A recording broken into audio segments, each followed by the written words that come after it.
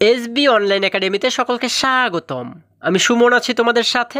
ছোট্ট বন্ধুরা, আজকে আমরা পঞ্চম শ্রেণীর ৮৮ পৃষ্ঠার মধ্যে যে অঙ্কগুলো রয়েছে এগুলোকে সবচেয়ে সহজ নিয়মে কিভাবে করে সমাধান করা যায় এই বিষয়টি শিখব। চলো তাহলে শুরু করা যাক। বন্ধুরা, আমরা কিন্তু গত পর্বে ৮৮ পৃষ্ঠার ৮ থেকে ১০ নং পর্যন্ত যে অঙ্কগুলো রয়েছে এগুলোকে সবচেয়ে সহজ নিয়মে কিভাবে করে সমাধান করা যায় এই বিষয়টি শিখেছি, তাই না? তোমাদের যদি এখানে কোনো অঙ্ক বুঝতে অসুবিধা হয় তাহলে কিন্তু তোমরা আগের যে পর্বটি অর্থাৎ আগের যে ভিডিওটি সেটি দেখে নিতে পারো। এখন যদি আমরা ১১ নম্বর প্রশ্নে লক্ষ্য করি, দেখো ১১ নম্বর আমাদেরকে বলা হয়েছে ভাগ করো। দেখো আমরা কিন্তু এখানে অনেকগুলো ভাগ অঙ্ক দেখতে পাচ্ছি। তাহলে চলো এখান থেকে কিছু কিছু ভাগ অঙ্ক আমরা একটু সমাধান করার চেষ্টা করি। বন্ধুরা, আমরা দেখতে পাচ্ছি ১১ এর ১ নম্বরে বলা হয়েছে ১১.১৮ বা ১১.১৮ ভাগ ৪.৩। তাহলে আমরা এটিকে কিভাবে করে সমাধান করব? আমাদের যেহেতু ১১.১৮কে ভাগ করতে হবে ৪.৩ দ্বারা, যার কারণে কিন্তু এই সংখ্যাটিকে আমরা শুরুতে লিখব, তাই না? আমরা প্রথমে লিখব হচ্ছে ৪.৩, আমরা লিখব হচ্ছে ৪.৩ এবং এই যে ১১.১৮ এটিকে কিন্তু আমরা মাঝে এইখানে লিখে দেব। আমরা লিখব ১১.১৮। এবারে উপরে একটি দাগ দিয়ে আমরা যদি ভাগফলটিকে উপরে লিখে, দেখো এখন আমরা এটিকে কিভাবে করে সমাধান করতে পারি। আমরা জানি এই যে ভাজকের ঘর, এই ভাজকের ঘরে কিন্তু কখনোই দশমিকটাকে এই মাঝামাঝি অবস্থায় রাখা যায় না, তাই না? এটিকে কিন্তু একদম শেষে অর্থাৎ ডান পাশে নিয়ে আসতে হবে। যখন আমরা এটিকে একদম ডান পাশে নিয়ে আসবো তখন কিন্তু এখানে একটি পূর্ণ সংখ্যা হয়ে যাবে, তাই না? আচ্ছা, এখন আমরা যদি এই দশমিকটাকে ডান পাশে নিয়ে আসি তাহলে এই যে দশমিকটা রয়েছে এই দশমিকটাও কিন্তু ডান পাশে চলে আসবে। এবং কতটুকু ডান পাশে চলে আসবে? এই দশমিকটা যে কয়টি ঘরকে টপকে ডান পাশে চলে আসবে এই দশমিকে কিন্তু ঠিক সেই কয়টি ঘরকে টপকে ডান পাশে চলে আসবে। যেমন দেখো আমরা যদি এই দশমিকে লক্ষ্য করি, এখানে ওকে যদি আমরা ডান পাশে নিয়ে আসি তাহলে ওর মাঝে কয়টি ঘর রয়েছে? এই একটি ঘরকে টপকে কিন্তু ডান পাশে চলে আসতে হবে, তাই না?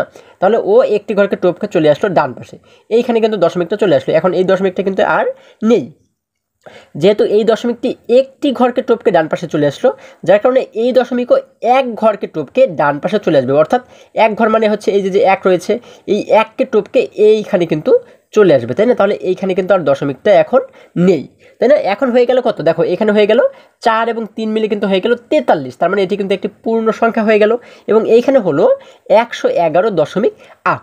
এবারে দেখো এখন কিন্তু আমরা এটিকে খুব সহজেই চাইলে ভাগ করতে পারবো। আমরা দেখব যে এই যে ১১১ রয়েছে, এই ১১১কে ৪৩ দ্বারা আমরা কতবার ভাগ করতে পারি, তাই না? আমরা যদি ৪৩-এর সঙ্গে গুণ করি, দেখো আমরা দেখব যে ৪৩-এর সঙ্গে কতকে গুণ করলে ১১১ এর সবচাইতে কাছের সংখ্যাটিকে আমরা পেতে পারি। যেমন দেখো ৪৩-এর সঙ্গে যদি ১কে গুণ করি তাহলে হবে ৪৩-১ ৪৩, তাই না? তাহলে এই ৪৩ কিন্তু ১১১ চাইতে অনেক ছোট, তাই না? এবার আমরা কী করবো? এই ৪৩-কে আমরা ২ দ্বারা গুণ করে দেখবো যে ২ দ্বারা গুণ করলে আমরা কত পাই। দেখো ৪৩-কে যদি আমরা ২ দ্বারা গুণ করি তাহলে হয় ৩ দুগুণ ৬ এবং ২ দ্বারা ৪কে গুণ করলে হয় ৪ দুগুণ ৮, আমরা পাই হচ্ছে ৮৬। আবার দেখো আমাদের কিন্তু ১১১-র সবচেয়ে কাছের সংখ্যাটিকে বানাতে হবে, তাই না? আমরা এবার যদি ৩ দ্বারা গুণ করে দেখি ৪৩-কে, দেখো ৪৩-কে যদি আমরা ৩ দ্বারা গুণ করি এবারে দেখি কত হয়। ৩ এবং ৩কে গুণ করলে হয় ৩ ৩ ৯, ৩ এবং ৪কে গুণ করলে হয় ৪ ১২, এখানে হয়ে যায় ১২৯। তার মানে কিন্তু এটি ১১১ চাইতে বড়, যার কারণে এটিকে আমরা নিতে পারবো না। তাহলে আমরা নেব কাকে? এই ২কে কিন্তু নেব, ঠিক আছে? ৪৩-কে ২ দিয়ে গুণ করে আমরা পাই হচ্ছে ৮৬, এটিকেই কিন্তু আমরা এবারে সঠিক উত্তর হিসেবে নিব। আচ্ছা, তাহলে এই যে ২ দ্বারা গুণ করলাম এই ২কে আমরা লিখবো কোথায়? ২কে লিখবো কিন্তু উত্তরের ঘরে, এইখানে আমরা লিখে দেবো ২ এবং ৪৩ দুগুণ যেহেতু পাচ্ছি আমরা ৮৬, এই ৮৬কে কিন্তু লিখে দেবো এই ১১১-এর নিচে, তাই না? আচ্ছা, এবার দেখো এই উপরের ১১১ থেকে যদি আমরা এই ৮৬কে বিয়োগ করে দিই, আমরা যদি লক্ষ্য করি এখানে ডান পাশে রয়েছে ১ থেকে কিন্তু নিচের ৬কে বিয়োগ করা যাবে না, কারণ ১ ছোট, তাই না? আমরা জানি বিয়োগ করতে গেলে কিন্তু উপরের সংখ্যাটিকে বড় হতে হয়। আচ্ছা, তাহলে এই ১ যেহেতু ছোট এটিকে আগে আমাদের ৬-এর চাইতে বড় বানাতে হবে। এখন আমরা এটিকে কীভাবে করে বড় বানাবো? দেখো এই পাশে যে ১ রয়েছে আমরা এই পাশের ঘরে চলে যাব, পাশের ঘরে গিয়ে ওর কাছ থেকে আমরা ১কে ধার করে ওর কাছে নিয়ে আসবো, ঠিক আছে?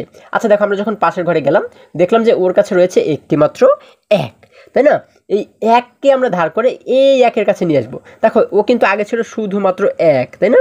যখন এই ১-এর কাছ থেকে ১কে ধার করে ওর কাছে আমরা নিয়ে আসলাম তখন ১ এবং ১ মিলে কিন্তু হয়ে গেল ১১। এখন এই ১১ যখন হলো তখন কিন্তু ৬-এর চাইতে অনেক বড় হলো, তাই না? এখন কিন্তু আমরা বিয়োগ করতে পারবো। এবার দেখো এই যে ১ আমরা দেখতে পাচ্ছি এটি হয়ে গেল ১১। এখন এই ১১ থেকে যদি ৬কে আমরা বিয়োগ করে দিই, ১১ থেকে ৬ চলে গেলে থাকে হচ্ছে কত?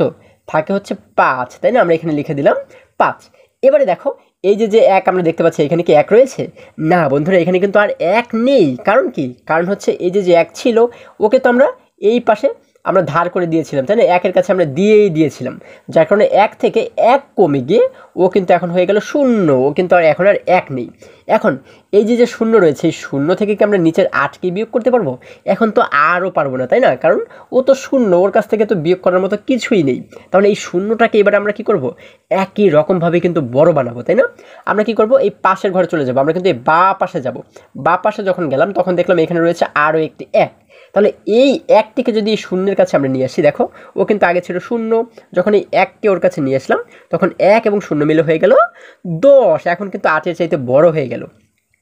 আচ্ছা, তাহলে এবার এই 10 থেকে যদি নিচের 8কে আমরা বিয়োগ করি, আমরা জানি 10 থেকে 8 চলে গেলে থাকে হচ্ছে 2, তাই না? আমরা এখানে লিখে দিলাম 2।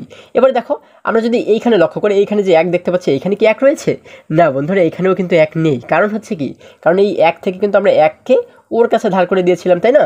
যার কারণে এক থেকে এক কমে গিয়ে ও কিন্তু এখন হয়ে গেল শূন্য। তার মানে শূন্য মানে কি? কিছুই না। এই দেখো এই শূন্য থেকে নিচে যেহেতু আরও কিছু নেই, শূন্য থেকে শূন্যকে বিয়োগ করলে কিন্তু শূন্যই হয়, তাই না? এবং আমরা জানি শুরুতে যেহেতু কখনো শূন্য লিখতে হয় না, যার কারণে এই শূন্যটাকে আমরা লিখবো না। তাহলে আমরা পাচ্ছি এখানে 25, তাই না? এখন এই 25কে কি আমরা 43 দ্বারা ভাগ করতে পারবো? পারবো না কিন্তু, তাই না? তো যেহেতু পারবো না, এই ক্ষেত্রে আমাদের কি করতে হবে? এই 25টাকে আমাদের বড় বানাতে হবে। এখন আমরা কিভাবে করে বড় বানাবো?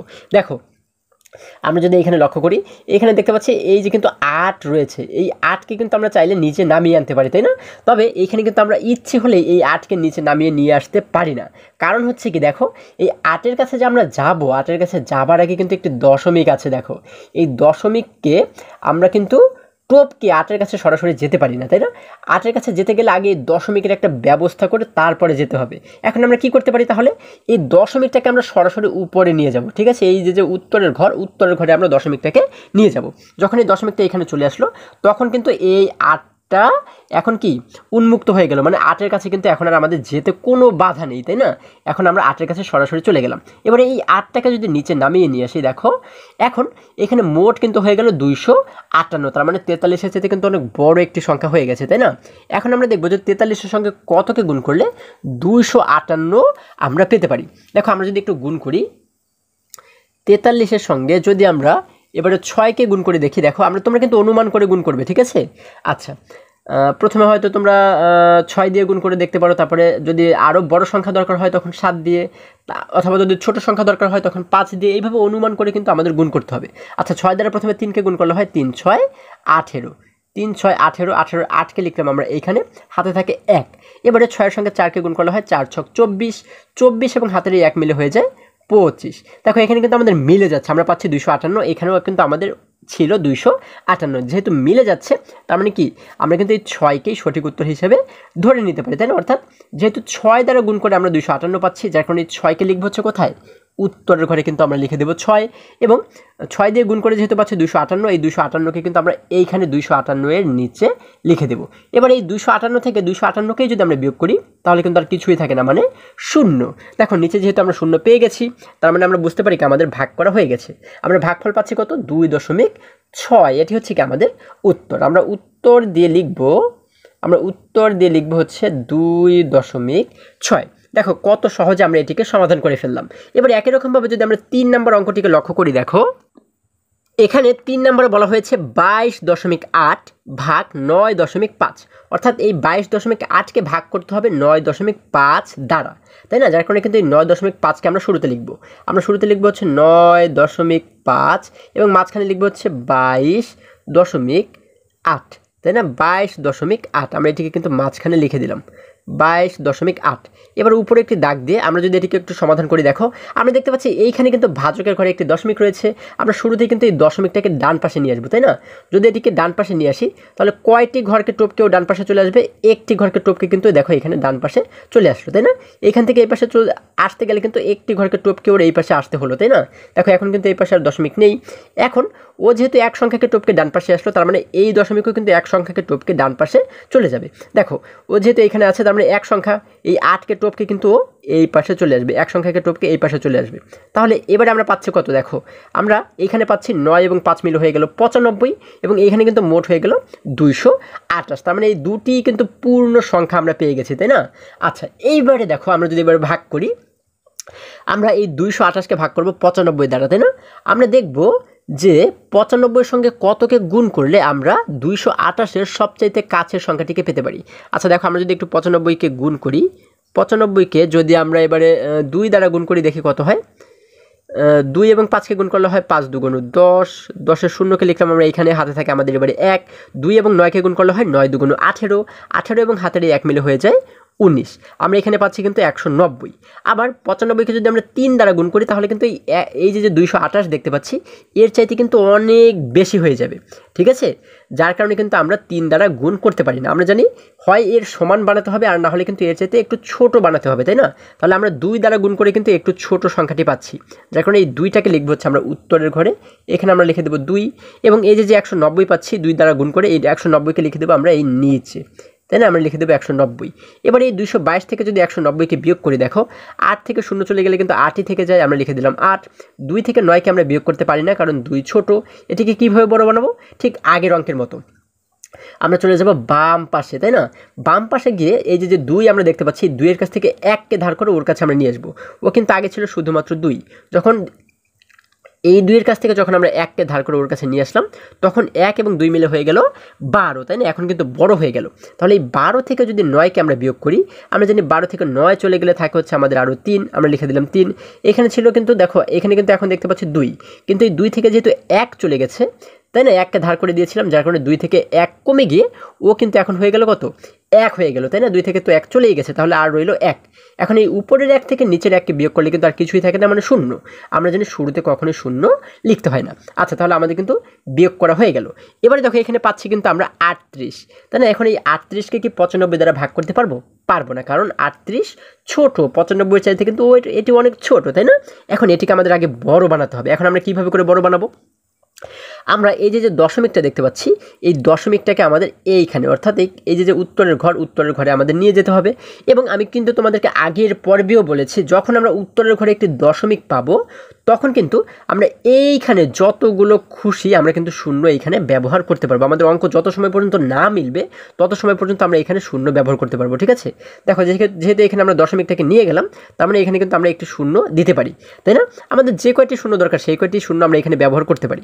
আচ্ছা এই শূন্যটাকে যদি আমরা নিচে নামিয়ে নিয়ে আসি তাহলে হয়ে গেল 380। দেখো মোট কিন্তু হয়ে গেল 380। এবার আমরা দেখব যে 95-এর সঙ্গে কতকে গুণ করলে আমরা 380 পেতে পারি, তাই না? বা 380-র সবচাইতে কাছের সংখ্যাটিকে পেতে পারি। আচ্ছা দেখো 95-এর সঙ্গে যদি আমরা একটু গুণ করি, আমরা যদি 95-এর সঙ্গে এবারে 4কে গুণ করি দেখি কত হয়। 4 এবং 5কে গুণ করলে হয় 4 5 20, 20-এর শূন্যকে লিখলাম আমরা এখানে, হাতে থাকে আমাদের 2।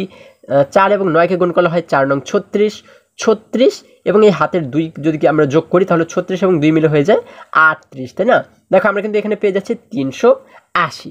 এই দেখো এই 380-র সঙ্গে কিন্তু আমাদের মিলে যাচ্ছে, তাই না? তাহলে কত দিয়ে গুণ করে 380 পাচ্ছি? 4 দ্বারা গুণ করে, যার কারণে এই 4কে কিন্তু আমরা লিখবো উত্তরের ঘরে। এবং 4 দ্বারা গুণ করে যেহেতু 380 পাচ্ছি, এই 380-কে কিন্তু আমরা নিচে লিখে দেবো 380। এখন দেখো এই উপরের 380 থেকে নিচের 380-কে বিয়োগ করলে কিন্তু আর কিছুই থাকে না, মানে 0। তার মানে আমরা নিচে যেহেতু 0 পেয়ে গেছি, যার কারণে আমরা বুঝতে পারি আমাদের ভাগ করা হয়ে গেছে, তাই না? আমরা তাহলে উত্তর পাচ্ছি কত? উত্তর কিন্তু পাচ্ছি 2.4, তাই না? এটি কিন্তু আমরা উত্তর দিয়ে লিখে দেবো। দেখো আমরা উত্তর দিয়ে লিখে দেবো হচ্ছে 2.4। এই যে রাফগুলো আমি করেছি এগুলো কিন্তু তোমরা আলাদা জায়গাতে করবে, ঠিক আছে? তোমাদের খাতার অন্য জায়গাতে করবে, ঠিক আছে? আমরা যে জায়গাতে অঙ্ক করব সেই জায়গাটা কিন্তু সবসময় ফ্রেশ থাকতে হবে, মানে পরিষ্কার থাকতে হবে, ঠিক আছে? আশা করি সকলেই তোমরা বুঝতে পেরেছো। এবারে যদি আমরা এখান থেকে আরও কিছু অঙ্ক সমাধান করার চেষ্টা করি, দেখো বন্ধুরা আমরা যদি 11-এর 7 নম্বর অঙ্কটিকে লক্ষ্য করি, এখানে 7 নম্বরে বলা হয়েছে 2.94 ভাগ 0.028। এখানে প্রত্যেকটি অঙ্ক কিন্তু একই রকম নিয়মে সমাধান করতে হবে, যার কারণে আমি তোমাদেরকে প্রত্যেকটি অঙ্ক সমাধান করে দেখাচ্ছি না, আমি কিছু কিছু অঙ্ক সমাধান করে দেখানোর চেষ্টা করছি, ঠিক আছে? আচ্ছা আমাদের এবারে কী করতে হবে? 2.94-কে ভাগ করতে হবে 0.028 এই সংখ্যা দ্বারা, তাই না? যার কারণে এই সংখ্যাটিকে কিন্তু আমরা শুরুতে লিখবো, আমরা লিখবো হচ্ছে 0.028 এবং মাঝখানে কিন্তু আমরা লিখবো 2.94, তাই না? আচ্ছা, এবার যদি আমরা এটিকে সমাধান করি, দেখো আমরা দেখতে পাচ্ছি এই যে ভাজকের ঘরে কিন্তু একটি দশমিক রয়েছে, তাই না? এখন এই দশমিকটাকে আমরা কি করব, সরাসরি ডান পাশে নিয়ে আসবো। এখন এইখানে যদি আমরা আনতে চাই তাহলে কয়টি ঘরকে টপকেও ডান পাশে চলে আসবে? একটি ঘর, দুইটি ঘর, তিনটি ঘর। এই তিনটি ঘরকে টপকে যেহেতু ডান পাশে আসতে হবে, যার কারণে দেখো আমরা এই দশমিকটাকে উঠিয়ে দিলাম। আচ্ছা, যেহেতু তিনটি ঘরকে টপকে এই পাশে চলে আসলো, যার কারণে এই দশমিকও তিনটি ঘরকে টপকে ডান পাশে চলে আসবে। আচ্ছা দেখো, এখান থেকে একটি ঘর, দুইটি ঘর, এখানে কিন্তু দুইটি ঘর রয়েছে, কিন্তু আমাদের আরও একটি ঘর প্রয়োজন, তাই না? তাহলে এই ক্ষেত্রে আমরা কি করব, এই ক্ষেত্রে কিন্তু আমরা যে কয়টি ঘর প্রয়োজন সেই কয়টি শূন্য আমরা চাইলে এখানে ব্যবহার করতে পারি। ঠিক আছে, আমরা কিন্তু এক একটি শূন্য দিয়ে সেই কয়টি ঘর তৈরি করতে পারি। আচ্ছা, যেহেতু তিনটি ঘর দরকার, দেখো এখন কিন্তু তিনটি ঘর হয়ে গেল, একটি ঘর, দুইটি ঘর, তিনটি ঘর। এই তিন ঘরের পরে এইখানে কিন্তু দশমিকটা চলে আসবে, তাই না? আচ্ছা, এখন কিন্তু এইখানে আর দশমিক নেই, তাহলে এই পাশে হয়ে গেল 0 0 28। অর্থাৎ এই যে আগের শূন্যগুলো, আমরা জানি আগে শূন্য থাকলে সেই শূন্যগুলোর কিন্তু কোনো দাম থাকে না, তার মানে এই দুটি শূন্যের কিন্তু কোনো দাম নেই। তাহলে এইখানে কিন্তু মোট হয়ে গেল 2 এবং 8 মিলে 28, তাই না? এবং এইখানে কিন্তু মোট হয়ে গেল 2940। এই দুটি কিন্তু এখন পূর্ণ সংখ্যা হয়ে গেল, তাই না? কারণ দশমিকগুলো শেষে চলে আসছে। আচ্ছা, এবারে যদি আমরা 28 দ্বারা এই সংখ্যাটিকে ভাগ করি, দেখো 28-এর মধ্যে আছে কয়টি অঙ্ক? একটি অঙ্ক, দুটি অঙ্ক, তাই না? যেহেতু এখানে দুইটি অঙ্ক, তার মানে আমরা প্রথমে দুটি অঙ্ককে যদি একটু ভাগ করার চেষ্টা করি তাহলে কিন্তু আমাদের জন্য সহজ হবে, তাই না? আচ্ছা দেখো, দুটি অঙ্ক মিলে হয়ে যায় কত? 2 এবং 9 মিলে হয় 29। 29কে কিন্তু 28 দ্বারা ভাগ করা যাবে, তাই না? আমরা জানি 28 একে 28, অর্থাৎ একবার কিন্তু ভাগ করা যাবে, তাই না? যার কারণে আমরা এখানে লিখতে পারি 1 এবং 28 একে হয় 28, আমরা নিচে লিখতে পারি 28। এখন এই 29 থেকে যদি 28কে বিয়োগ করে দিই, 9 থেকে 8 চলে গেলে থাকে হচ্ছে 1, 2 থেকে 2 চলে গেলে কিন্তু আর কিছুই থাকে না, মানে 0। আমরা জানি শুরুতে 0 লিখতে হয় না, যার কারণে শুধুমাত্র আমরা পাচ্ছি হচ্ছে 1। এখন আমরা কি করবো, এই পাশে যে 4 রয়েছে, 4কে আমরা নিচে নামিয়ে নিয়ে আসবো, তাই না? আচ্ছা, যখন আমরা 4কে নিচে নামিয়ে নিয়ে আসলাম তখন কি হলো দেখো, তখন কিন্তু আমরা এখানে দেখতে পাচ্ছি কি, এইখানে কিন্তু আমরা দেখতে পাচ্ছি হয়ে গেল 14, তাই না? এখন এই 14কে কিন্তু আমরা 28 দ্বারা ভাগ করতে পারবো না, তাই না? আমরা কিন্তু জানি যে পরপর দুইটি সংখ্যা উপর থেকেও কিন্তু নামানো যায় না, তাই না? এই দেখো, এই 4কে যেহেতু আমরা নিচে নামিয়েছি, এখন আমরা কিন্তু চাইলে এই শূন্যকেও একই মানে পরপর কিন্তু আমরা নামাতে পারবো না। তো এই ক্ষেত্রে আমাদের কি করতে হবে, দেখো 28-এর সঙ্গে যদি 1কেও আমরা গুণ করি তাহলে হয়ে যাবে 28 একে 28, মানে এই 14 চাইতে কিন্তু বড় হয়ে যাবে। তাহলে আমরা কি করব, 1 দ্বারা গুণ করলে যেহেতু বড় হয়ে যায়, তাহলে 1-এর চাইতে ছোটকে, 1-এর চাইতে ছোট কিন্তু 0, তাই না? অর্থাৎ 0কে গুণ করবো আমরা 28 দ্বারা, তাই না? আচ্ছা দেখো, এই 0কে যখন আমরা গুণ করবো 28 দ্বারা, তখন 28 এবং 0কে গুণ করলে হয় 28 0 গুণে 0, কারণ আমরা জানি 0 দ্বারা যাকেই গুণ করি না কেন, যত বড় সংখ্যাকেই গুণ করি না কেন, উত্তর হবে 0, তাই না? এই 0 কিন্তু 14 চাইতে ছোট, যার কারণে কিন্তু আমরা 0 দ্বারা গুণ করলাম। হ্যাঁ, 28 0 গুণে হচ্ছে 0। এখন আমরা কি করবো, এই 14 থেকে 0কে বিয়োগ করবো। 14 থেকে 0কে যদি আমরা বিয়োগ করি তাহলে কিন্তু আমাদের থেকে যাবে আবারও 14, তাই না? আমরা কিন্তু এখানে আবারও 14 পাচ্ছি। এখন আমাদের কি করতে হবে, দেখো এই 14টাকে কিন্তু আবারও বড় বানাতে হবে, আর না হলে তো 28 দ্বারা ভাগ করতে পারবো না। এই জন্য এই যে পাশে শূন্যটা রয়েছে, এই শূন্যটাকে আমরা সরাসরি নিচে নামিয়ে নিয়ে আসবো। যখন এটিকে নিচে নামিয়ে নিয়ে আসলাম তখন কিন্তু এখানে মোট হয়ে গেল 140, তাই না? এবারে কিন্তু 28 দ্বারা আমরা এই 140কে ভাগ করতে পারবো, কারণ এটি বড়, তাই না? এখন যদি আমরা দেখি যে 28-এর সঙ্গে কতকে গুণ করলে আমরা 140-এর সবচাইতে কাছের সংখ্যাটিকে পেতে পারি, আমরা যদি 28-এর সঙ্গে এবার একটু 5কে গুণ করে দেখি কত হয়। 5 এবং 8কে গুণ করলে হয় 5 8 40, 40-এর 0কে লিখলাম এইখানে, হাতে থাকে আমাদের 1। 5 এবং 2কে গুণ করলে হয় 5 2 10, 10 এবং হাতের এই 4 মিলে কিন্তু হয়ে যায় 14, তাই না? তাহলে এখানে কিন্তু মোট আমরা পেয়ে যাচ্ছি 140। আমাদের কিন্তু এইখানেও দেখো 140ই ছিল, তাই না? তার মানে এটির সঙ্গে কিন্তু মিলে যাচ্ছে। হ্যাঁ, তাহলে 5 দ্বারা গুণ করে যেহেতু আমরা 140 পাচ্ছি, যার কারণে 5কে লিখে দেবো উত্তরের ঘরে, এবং এই যে 140 পাচ্ছি এটিকে লিখে দেবো আমরা নিচে। আচ্ছা, এখন এই 140 থেকে নিচের 140কে বিয়োগ করলে আর কিন্তু কিছুই থাকে না, মানে 0। আমরা যেহেতু শেষে 0 পেয়ে যাচ্ছি, তার মানে বুঝতে পারি আমাদের অঙ্কটি সমাধান করা হয়ে গেছে। আমরা উত্তর পাচ্ছি কত, 105। আমরা উত্তর দিয়ে লিখবো 105। দেখো, আমরা এটিকেও কিন্তু খুবই সহজেই সমাধান করে ফেললাম। এবার একই রকমভাবে যদি আমরা 9 নম্বর অঙ্কটিকে লক্ষ্য করি, দেখো এখানে 9 নম্বরে বলা হয়েছে 9 ভাগ 0.012, অর্থাৎ এই 9কে ভাগ করতে হবে এই সংখ্যাটি দ্বারা, 0.012 দ্বারা, তাই না? যার কারণে এটিকে কিন্তু আমরা শুরুতে লিখবো, হচ্ছে 0.012 এবং মাঝখানে লিখবো হচ্ছে আমরা 9, তাই না? উপরে একটি দাগ দিয়ে এই উপরে কিন্তু আমরা ভাগফলটিকে লিখবো, তাই না? আচ্ছা, এবারে দেখো, যদি আমরা এখানে লক্ষ্য করে দেখো, এই যে ভাজকের ঘরে কিন্তু আমরা একটি দশমিক দেখতে পাচ্ছি, তাই না? আমরা কি জানি, এই দশমিকটাকে একদম শেষে, অর্থাৎ এইখানে কিন্তু আমাদের নিয়ে আসতে হবে, তাই না? তাহলে এই দশমিকটা এইখানে আসতে গেলে ওকে কয়টি সংখ্যাকে টপকাতে হবে? দেখো 1 সংখ্যা, 2 সংখ্যা, 3 সংখ্যা, 3টি সংখ্যাকে টপকে যেহেতু ডান পাশে আসতে হবে, তার মানে এইখানে কিন্তু একটি দশমিক রয়েছে। আমরা কিন্তু এই দশমিকটা দেখতে পাচ্ছি না। আমি কিন্তু আগে তোমাদেরকে বলেছি যে যখন আমরা কোনো পূর্ণ সংখ্যা দেখব, 9 কি 9 কিন্তু একটি পূর্ণ সংখ্যা, 1 2 3 4 5 6 7 8, এই যে সংখ্যাগুলো আমরা দেখি 100 200 300, হ্যাঁ, মানে যে সমস্ত সংখ্যায় কোনো দশমিক থাকবে না বা উপরে নিচে কোনো সংখ্যা থাকবে না, সেই সমস্তগুলোকে সংখ্যাগুলোকে আমরা কিন্তু বলতে পারি পূর্ণ সংখ্যা, তাই না? যেমন এই 9 কিন্তু একটি পূর্ণ সংখ্যা। তাহলে যে কোনো পূর্ণ সংখ্যার ডান পাশে কিন্তু একটি দশমিক থাকে। এই দশমিকটা লেখা থাকলেও এখানে দশমিক আছে, আর যদি লেখা না থাকে তাহলেও কিন্তু এখানে একটি দশমিক রয়েছে, তাই না? আচ্ছা, এখন এই দশমিকটা যদি 3টি অঙ্ককে টপকে ডান পাশে চলে আসে, দেখো 3টি অঙ্ককে টপকে যেহেতু ডান পাশে চলে আসলো, যার কারণে কিন্তু এই দশমিকও 3টি অঙ্ককে টপকে ডান পাশে চলে আসবে। তবে ওর এই পাশে কিন্তু কোনো অঙ্ক নেই, তাই না? একটি অঙ্কও নেই, তাহলে ও 3টি অঙ্ককে কীভাবে করে টপকাবে, তাই না? আমাদের মনে কিন্তু প্রশ্ন জাগতে পারে। তবে দেখো, এটি কিন্তু খুবই সহজ একটি বিষয়। যখন আমাদের এখানে কোনো সংখ্যা বা কোনো অঙ্ক দরকার হবে, তখন কিন্তু আমরা এটিকে এই ক্ষেত্রে কী করতে পারি, যে কয়টি সংখ্যা দরকার হবে সেই কয়টি শূন্য কিন্তু আমরা এখানে চাইলে দিতে পারি। দেখো, যেহেতু আমাদের এখানে তিনটি অঙ্ককে টপকাতে হবে, যার কারণে এখানে আমরা 3টি শূন্য এইখানে কিন্তু আমরা চাইলে বসিয়ে দিতে পারি। 1টি শূন্য, 2টি শূন্য, 3টি শূন্য। এই 3টি শূন্যকে টপকালে এখন কিন্তু এই দশমিকটা চলে আসলো এইখানে, তাই না? দেখো, আচ্ছা, তাহলে এখন কিন্তু এই দশমিক এখানে আর নেই, ও চলে আসলো এই জায়গাতে। তাহলে এইখানে আমরা পাচ্ছি কত? 0 0 12। আচ্ছা, তাহলে এই যে 12, এই 12 কিন্তু একটি পূর্ণ সংখ্যা হয়ে গেল, তাই না? এবং এই 12-র আগে যে শূন্যগুলো আমরা দেখতে পাচ্ছি, এই শূন্যগুলোর কিন্তু কোনো দাম নেই, কারণ আমরা জানি শুরুতে যতগুলো শূন্যই থাকুক এগুলোর কিন্তু কোনো দাম থাকে না। আচ্ছা, এখানে আমরা পাচ্ছি শুধুমাত্র 12 এবং এইখানে কিন্তু পাচ্ছি 9000, তাই না? এবারে যদি আমরা 12 দ্বারা 9000কে ভাগ করি, দেখো আমরা শুরুতে দেখবো যে একটি অঙ্ককে ভাগ করা যায়। এখানে একটি অঙ্ক মানে 9, 9কে কিন্তু 12 দ্বারা ভাগ করা যাবে না, কারণ 9 12 চাইতে ছোট। যার কারণে আমরা কী করবো, এবারে দুটি অঙ্ককে দেখবো, এই দুটি অঙ্ক 9 এবং 0, 9 এবং 0 মিলে হয় 90। এই 90কে প্রথমে আমরা 12 দ্বারা ভাগ করব। আচ্ছা, আমরা যদি 12-র সঙ্গে প্রথমে 7কে গুণ করি, দেখি কত হয়। আমরা কিন্তু দেখবো যে 90-এর সবচেয়ে কাছের কোন সংখ্যাটিকে পাওয়া যায়। দেখো, 7 এবং 2কে গুণ করলে হয় 7 2 14, 14-র 4কে লিখলাম এইখানে, হাতে থাকে আমাদের 1, 7 এবং 1কে গুণ করলে হয় 7 একে 7, এবং হাতের এই 1 মিলে হয়ে যায় 8, 7 এবং হাতের 1 মিলে হয়ে যায় 8, অর্থাৎ 7 বারং আমরা পাচ্ছি কিন্তু 84, তাই না? আচ্ছা, 90 হতে কিন্তু আর মাত্র 6 বাকি থাকে। তাহলে আমরা যদি এবারে 8 দ্বারা গুণ করি, তাহলে কিন্তু 90-এর চাইতে অনেক বেশি হয়ে যাবে, মানে বড় হয়ে যাবে। কিন্তু আমরা জানি 90-এর চাইতে বড় হলে হবে না, তাই না? আচ্ছা, যার কারণে কিন্তু আমরা এই 7কেই সঠিক উত্তর হিসেবে নিতে পারি, কারণ 7 দিয়ে গুণ করলে আমরা 90-এর চাইতে ছোট সবচেয়ে কাছের সংখ্যাটিকে পেতে পারি। আচ্ছা, যার কারণে 7কে লিখবো হচ্ছে আমরা এই উত্তরের জায়গাতে, এবং এই যে 7 বারং 84 পাচ্ছি, 84কে কিন্তু আমরা নিচে লিখে দেব। আচ্ছা, এবারে দেখো, এই 90 থেকে যদি আমরা 84কে বিয়োগ করি, 0 থেকে কিন্তু 4কে বিয়োগ করা যাবে না, কারণ 0 ছোট। এখন এটিকে কীভাবে বড় বানাবো? পাশে যে 9 রয়েছে, 9-এর কাছ থেকে 1কে ধার করে ওর কাছে নিয়ে আসবো। ও ছিল আগে শুধুমাত্র 0, যখন 9-এর কাছ থেকে 1কে আমরা নিয়ে আসলাম, তখন 1 এবং 0 মিলে হয়ে গেল 10, তাই না? এখন এই 10 থেকে কিন্তু 4কে বিয়োগ করা যাবে। 10 থেকে 4 চলে গেলে থাকে হচ্ছে 6। দেখো কত সহজ অঙ্কগুলো।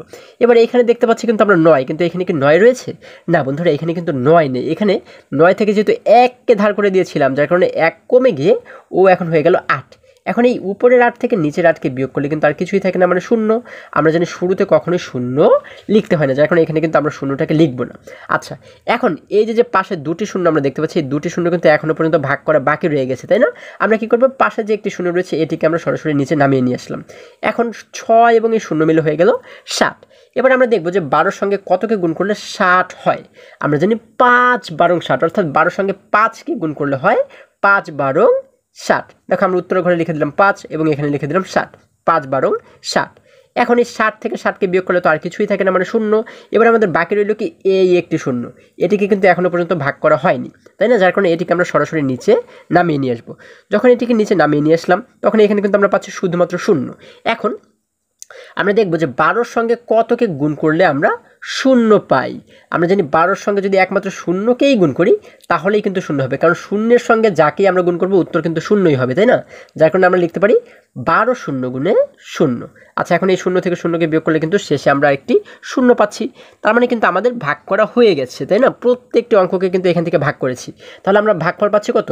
750। আমরা উত্তর দিয়ে লিখে দেব, আমরা উত্তর দিয়ে কিন্তু লিখে দেব 750। 50। দেখো আমরা কত সহজে এই অঙ্কটিকেও সমাধান করে ফেললাম, তাই না? আশা করি সকলেই তোমরা বুঝতে পেরেছো। এবারে যদি আমরা আবারও বইয়ের কাছে ফিরে যাই, দেখো বন্ধুরা 11 নম্বরে বাকি যে অঙ্কগুলো রয়েছে এগুলোকেও কিন্তু তোমরা ঠিক একই রকম নিয়মেই সমাধান করবে, ঠিক আছে? এটা হচ্ছে তোমাদের কাজ। আমি যদি এখানে প্রত্যেকটা অঙ্ক সমাধান করতে যাই আমাদের এই ভিডিওটি কিন্তু অনেক বড় হয়ে যাবে, তাই না? আচ্ছা, এরপরে যদি আমরা 12 নম্বরে লক্ষ্য করি, দেখো 12 নম্বরে বলা হয়েছে নিচের ভাগগুলোর কোনটির ভাগফল ভাজ্য অপেক্ষা বড় হবে। আমরা যদি প্রশ্নটিকে আবারও একটু বোঝার চেষ্টা করি, এখানে বলা হয়েছে নিচের ভাগগুলোর কোনটির ভাগফল ভাজ্য অপেক্ষা বড় হবে। আচ্ছা, তাহলে আমাদের বলা হয়েছে যে নিচে ভাগ অঙ্কগুলো আমরা দেখতে পাচ্ছি, এই ভাগ অঙ্কগুলোর কোনটির ভাগফল ভাজ্য থেকে বড় হবে। ভাজ্য বলতে কোনটাকে বোঝায়? যে সংখ্যাকে ভাগ করা হয়। আমরা কিন্তু এই প্রথম সংখ্যাটাকে ভাগ করি, তাই না? এই প্রথমে যে সংখ্যাটি থাকে সেটিকে কিন্তু ভাগ করা, অর্থাৎ এটিকে বলা হয় কিন্তু ভাজ্য। এখন বলা হয়েছে কোনটির ভাগফল, অর্থাৎ ভাগ করে আমরা যে উত্তরটি পাবো সেই উত্তরটি কোনটির ভাগফল ভাজ্যর চাইতে বড় হবে, মানে এই প্রথম সংখ্যার চাইতে বড় হবে। তাহলে আমাদের কিন্তু এটি বের করার জন্য 3টিকেই সমাধান করতে হবে, তাই না? আর না হলে কিন্তু আমরা এটিকে বের করতে পারবো না। তাহলে 12 এইগুলো যদি আমরা একটু সমাধান করার চেষ্টা করি, দেখো বন্ধুরা আমরা দেখতে পাচ্ছি 12 কতে বলা হয়েছে 1.2 ভাগ 1.2। তাহলে এটিকে একটু যদি সমাধান করে আমরা শুরুতে লিখবো হচ্ছে এই 1.2, আমরা লিখবো হচ্ছে 1.2 এবং মাঝখানে কিন্তু আমরা এটিকে লিখবো, আমরা এখানে লিখে দেবো 1.2। এবারে যদি আমরা উপরে একটি দাগ দিয়ে এটিকে একটু সমাধান করার চেষ্টা করি, আমরা দেখতে পাচ্ছি যে ভাজকের ঘরে কিন্তু একটি দশমিক রয়েছে, তাই না? এই ভাজকের ঘরের যে দশমিকটা এটিকে আমরা কী করবো, একদম ডান পাশে নিয়ে আসবো, তাই না? আচ্ছা, যখন এটি ডান পাশে চলে আসবে তখন কতটি অঙ্ককে টপকে ডান পাশে আসবে? একটি অঙ্ককে টপকে কিন্তু ডান পাশে আসবে। তাহলে দেখো এই দশমিকটি যদি একটি অঙ্ককে টপকে ডান পাশে চলে আসে, তাহলে এই যে দশমিকটি এটিও কিন্তু একটি অঙ্ককে টপকে ডান পাশে, অর্থাৎ এইখানে কিন্তু চলে আসবে, তাই না? তাহলে এখানে আমরা পাচ্ছি কত? এইখানে কিন্তু এখন 1 এবং 2 মিলে হয়ে গেল 12, আবার এখানেও 1 এবং 2 মিলে হয়ে গেল 12, অর্থাৎ এখানেও আমরা পাচ্ছি 12, এখানেও পাচ্ছি 12। এখন 12কে 12 দ্বারা আমরা কয়বার ভাগ করতে পারবো? আমরা জানি 12 একে 12, অর্থাৎ একবার কিন্তু ভাগ করতে পারবো। আমরা এখানে উত্তরের ঘরে লিখবো হচ্ছে 1 এবং 12 একে যেহেতু 12 হয় আমরা এখানে লিখে দেবো 12, তাই না? অর্থাৎ 12 একে 12। এবার এই উপরের 12 থেকে নিচের 12কে বিয়োগ করলে কিন্তু আর কিছুই থাকে না, মানে 0। তাহলে আমরা এখানে পাচ্ছি কত? এখানে পাচ্ছি কিন্তু শুধুমাত্র 1। আমাদের প্রশ্নে কি বলা হয়েছিল যে কোনটির ভাগফল, এই যে আমরা কিন্তু এখানে ভাগফল পাচ্ছি 1, কোনটির ভাগফল ভাজ্য অপেক্ষা বড়। আচ্ছা, এই যে ভাজ্যটা আমরা দেখতে পাচ্ছি ওর চাইতে কি ভাগফল বড় পেয়েছি? না, এখানে ছিল 1.2 এবং এখানে কিন্তু আমরা পেয়েছি শুধুমাত্র 1, তার মানে কিন্তু এটি ছোট, তাই না? তার মানে এই ক নাম্বারটি কিন্তু সঠিক নয়, তাই না? আমরা দেখব যে কোনটির ভাগফল এটির চাইতে বড়, অর্থাৎ এই ভাজ্যর চাইতে বড়, তাই না? আচ্ছা, এবারে দেখব আমরা খ নাম্বারে যে প্রশ্নটি রয়েছে, এখানে খতে বলা হয়েছে 3.5 ভাগ 3.5, অর্থাৎ আমরা যদি এই দুটিকে এটিকে যদি একটু সমাধান করার চেষ্টা করি, দেখো আমরা শুরুতে লিখবো হচ্ছে 3.5, আমরা লিখবো 3.5 এবং মাঝখানেও আমরা লিখবো হচ্ছে 3.5। এবারে দেখো আমরা যদি এটিকে একটু সমাধান করার চেষ্টা করি, আমরা দেখতে পাচ্ছি এখানে ভাজকের ঘরে দশমিক রয়েছে, এই দশমিকটাকে এখানে নিয়ে আসবো। তাহলে এই দশমিক এইখানে আসতে গেলে ও কয়টি সংখ্যাকে টপকাবে? দেখো একটি সংখ্যাকে টপকে কিন্তু এই পাশে ওর আসতে হবে, তাই না? তাহলে একটি সংখ্যাকে টপকে আমরা এই পাশে ওকে নিয়ে আসলাম। তাহলে এই যে দশমিক রয়েছে এই দশমিকটাও কিন্তু এক সংখ্যাকে টপকে এই পাশে চলে আসলো, তাই না? তাহলে এইখানে কিন্তু দেখো 3 এবং 5 মিলে হয়ে গেল 35, এখানেও হয়ে গেল 35। তাহলে 35কে 35 দ্বারা আমরা কতবার ভাগ করতে পারি? আমরা কিন্তু একবার ভাগ করতে পারি, তাই না? কারণ আমরা জানি 35 একে 35। তাহলে আমরা এখানে উত্তরের ঘরে লিখে দিতে পারি 1 এবং 35 একে যেহেতু 35 হয় আমরা নিচে লিখে দিতে পারি 35। এবারে দেখো উপরে 35 থেকে নিচে 35কে বিয়োগ করলে কিন্তু আর কিছুই থাকে না, মানে 0। যেহেতু আমরা 0 পেয়ে গেছি তার মানে কিন্তু আমরা বুঝতে পারি আমাদের ভাগ করা হয়ে গেছে, আমরা উত্তর পাচ্ছি 1, তাই না? তাহলে এই 1 কি 3.5-এর চাইতে বড়? না, এই 1ও কিন্তু 3.5-এর চাইতে, অর্থাৎ এই ভাজ্যর চাইতে কিন্তু ছোট, তার মানে খও কিন্তু আমাদের সঠিক উত্তর নয়। এবার যদি আমরা গ নাম্বার অঙ্কটিকে একটু সমাধান করি, দেখো বন্ধুরা আমরা কিন্তু 12 এর গ নাম্বারে দেখতে পাচ্ছি এখানে বলা হয়েছে 0.8 ভাগ 0.8, অর্থাৎ এই 0.8কে ভাগ করতে হবে 0.8 দ্বারা, তাই না? তাহলে এই 0.8কে যদি শুরুতে লিখি 0.8 এবং আমরা মাঝখানে লিখবো হচ্ছে আবারও এই 0.8কে, তাই না? 0.8। এবার উপরে একটি দাগ দিয়ে আমরা যদি এটিকে একটু সমাধান করার চেষ্টা করি, দেখো আমি দেখতে পাচ্ছি এখানেও কিন্তু ভাজকের ঘরে একটি দশমিক রয়েছে। এই দশমিকটাকে আমরা ডান পাশে যদি নিয়ে আসি তাহলে কয়টি অঙ্ককে টপকেও ডান পাশে আসতে হবে? একটি অঙ্ককে টপকে কিন্তু ডান পাশে আসতে হবে, তাই না? তাহলে এই যে দশমিকটা এটিও কিন্তু এক অঙ্ককে টপকে ডান পাশে চলে আসবে। তাহলে এক অঙ্ক মানে 8কে টপকে এই পাশে কিন্তু এটিও চলে আসলো। তাহলে এবারে দেখো আমরা দেখতে পাচ্ছি এইখানে হয়েছে 0 এবং 8 মিলে হয়েছে শুধুমাত্র 8, এবং এইখানেও 0 এবং 8 মিলে কিন্তু হয়েছে শুধুমাত্র 8। আমরা জানি শুরুর শূন্যের কিন্তু কোনো দাম থাকে না, তাই না? এই শুরুতে যে শূন্যগুলো রয়েছে এগুলোর কিন্তু কোনো দাম নেই। তাহলে এখানেও পাচ্ছি 8, এখানেও পাচ্ছি 8। 8 দ্বারা 8কে আমরা কয়বার ভাগ করতে পারি? আমরা জানি 8 একে 8, অর্থাৎ একবার কিন্তু ভাগ করা যায়, তাই না? আমরা এখানে লিখতে পারি 1, এবং 8 একে যেহেতু 8 হয় আমরা নিচে লিখে দিতে পারি 8 একে 8। এখন দেখো 8 থেকে 8 চলে গেলে কিন্তু আর কিছুই থাকে না, মানে 0। তাহলে আমরা উত্তর পাচ্ছি কত? 1। এখন এই যে উত্তর পাচ্ছি 1, এবং এইখানে এই যে ভাজ্য আমরা দেখতে পাচ্ছি, ভাজ্যতে বলা হয়েছে কত? 0.8, তাই না? তাহলে আমরা শুরুতে কিন্তু দেখতে পাচ্ছি 0, দেখো এখানে কিন্তু শুরুতে রয়েছে 0। তাহলে 0 বড় না 1 বড়? অবশ্যই কিন্তু 1 বড়, তাই না? তার মানে কিন্তু আমরা বলতে পারি গ নাম্বারে ভাজ্যর চাইতে ভাগফল বড়। আমাদের কিন্তু প্রশ্নে বলা হয়েছে যে কোনটির ভাজ্যর চাইতে ভাগফল বড়। তাহলে আমরা বলতে পারি কি? উত্তর দিয়ে কিন্তু আমরা লিখতে পারি, বা 12 নাম্বার দিয়ে আমরা লিখতে পারি গ, তাই না? গ নাম্বার অঙ্কের ভাজ্যর চেয়ে ভাগফল বড়, তাই না? আমরা 12 নাম্বারে উত্তর দিয়ে কিন্তু লিখতে পারি হচ্ছে, উত্তর দিয়ে লিখতে পারি হচ্ছে গ, তাই না? আশা করি সকলে তোমরা এই অঙ্কটিও খুবই সুন্দরভাবে বুঝতে পেরেছো। এবারে যদি আমরা আবারও বইয়ের কাছে ফিরে যাই, দেখো বন্ধুরা, আমরা যদি আরেকটু নিচে অর্থাৎ 13 নম্বর অঙ্কটিকে লক্ষ্য করে দেখো, 13 নম্বরে বলা হয়েছে একটি গাড়ি 2.5 ঘন্টায় 114.5 কিলোমিটার যায়। গাড়িটি 1 ঘন্টায় কত কিলোমিটার যায়? আচ্ছা, আমরা যদি প্রশ্নটিকে আবারও একটু বোঝার চেষ্টা করি, এখানে বলা হয়েছে একটি গাড়ি 2.5 ঘন্টায় যায় হলো 114.5 কিলোমিটার। তাহলে সেই গাড়িটি 1 ঘন্টায় কত কিলোমিটার যায়, এটি কিন্তু আমাদেরকে বের করতে বলা হয়েছে, তাই না? দেখো এই অঙ্কটি কিন্তু খুবই সহজ একটি অঙ্ক। দেখো কিভাবে, কারণ আমাদের তো বলাই হয়েছে যে এই গাড়িটি 2.5 ঘন্টায় যায় হচ্ছে 114.5 কিলোমিটার। তাহলে 1 ঘন্টায় কত কিলোমিটার যায় এটি আমরা কীভাবে করে বের করব? 1 ঘন্টায় কি কম যাবে না বেশি যাবে? অবশ্যই কিন্তু কম যাবে, তাই না? 2.5 ঘন্টায় যতটুকু যাবে তার চাইতে কিন্তু 2 দশমিক এই যে দেখো এই যে 2.5 আমরা দেখতে পাচ্ছি, এই 2.5 দ্বারা যদি 114.5কে আমরা ভাগ করি তাহলেই কিন্তু পেয়ে যাব যে 1 ঘন্টায় এই গাড়িটি কত কিলোমিটার যাবে, তাই না? আচ্ছা, তাহলে এই সংখ্যাকে আমরা কিন্তু 2.5 দ্বারা ভাগ করব। তাহলে এটিকে আমরা কিভাবে করে লিখতে পারি? আমরা 13 নাম্বার দিয়ে লিখতে পারি গাড়িটি, আমরা লিখতে পারি হচ্ছে গাড়িটি 2.5 ঘন্টায় যায়, 2.5 ঘন্টায় যায়। আচ্ছা, 2.5 ঘন্টায় যায় কতটুকু, কত কিলোমিটার? আমাদের যেহেতু বলা হয়েছে 2.5 ঘন্টায় যায় হচ্ছে 114.5 কিলোমিটার, তাই না? 114.5 কিলোমিটার। আচ্ছা, আমরা লিখলাম গাড়িটি 2.5 ঘন্টায় যায় 114.5 কিলোমিটার। এখন আমাদের কিন্তু প্রশ্নে বের করতে বলা হয়েছে 1 ঘন্টায় কতটুকু যায়, তাই না? তাহলে আমরা লিখতে পারি সুতরাং গাড়িটি 1 ঘন্টায় যায়। আচ্ছা, 2.5 ঘন্টায় যতটুকু যাবে 1 ঘন্টায় কিন্তু তার চেয়ে অনেক কম যাবে, তাই না? অর্থাৎ এই 114.5কে যখন আমরা 2.5 দ্বারা ভাগ করব তখন কিন্তু আমরা পেয়ে যাব যে 1 ঘন্টায় গাড়িটি কতটুকু যাবে, তাই না?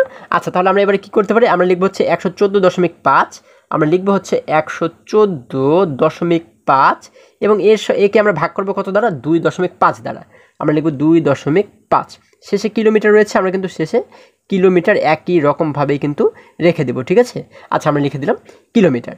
এখন আলাদা জায়গাতে কিন্তু আমরা ভাগ করবো, এই ভাগটিকে আলাদা জায়গাতে করে এইখানে কিন্তু শুধুমাত্র আমরা উত্তরটিকে লিখে দেবো। আমরা যদি একটু ভাগ করি, দেখো আমার যেহেতু জায়গা কম আমি তোমাদেরকে এইখানেই লিখে দেখাচ্ছি।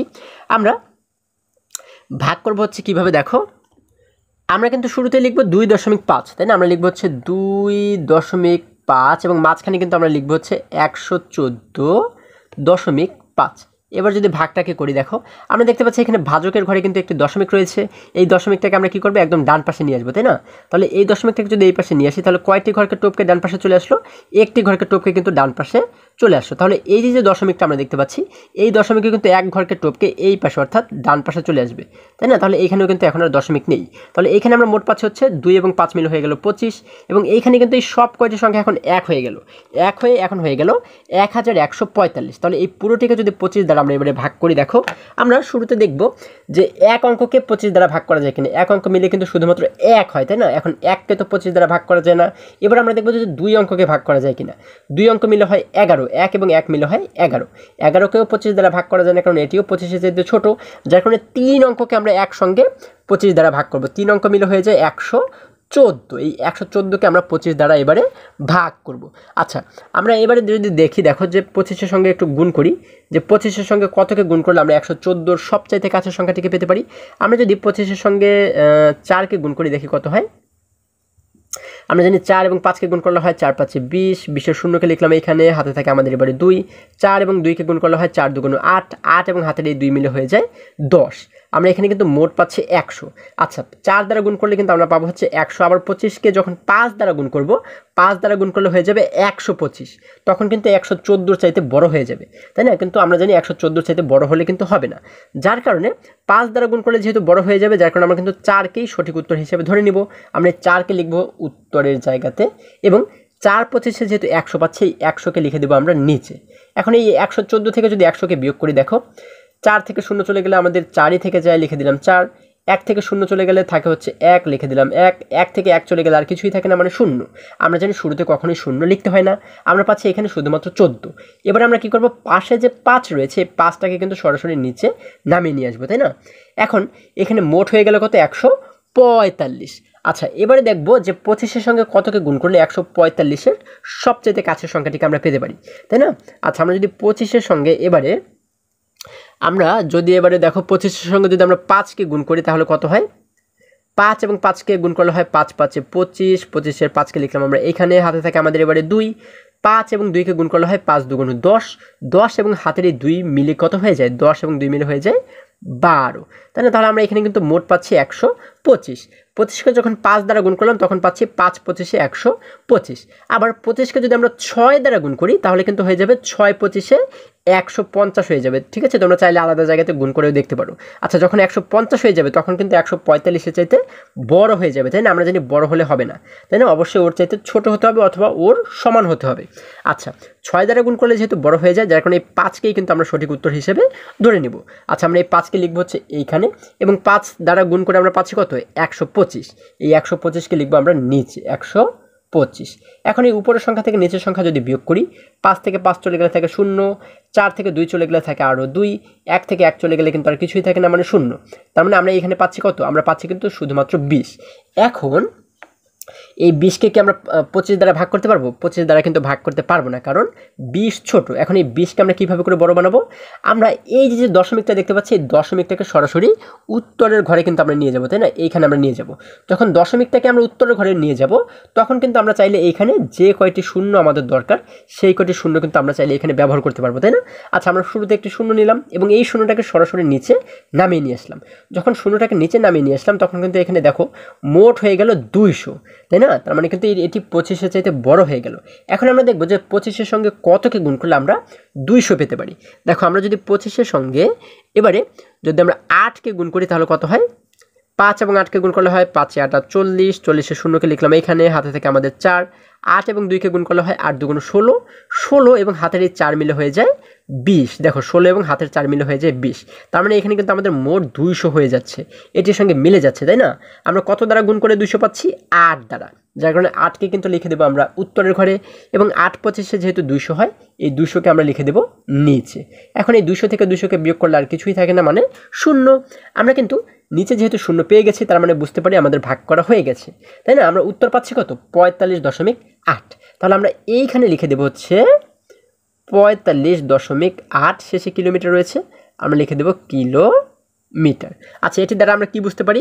আমরা কিন্তু বুঝতে পারি যে গাড়িটি 1 ঘন্টায় যায় 45.8 কিলোমিটার, তাই না? দেখো কত সহজে আমরা এটিকে সমাধান করে ফেললাম। এখন এই যে রাফটুকু আমি করেছি, এই রাফটুকু কিন্তু তোমরা আলাদা জায়গাতে করবে, ঠিক আছে? অঙ্কের ভিতরে কখনোই রাফ করা যাবে না।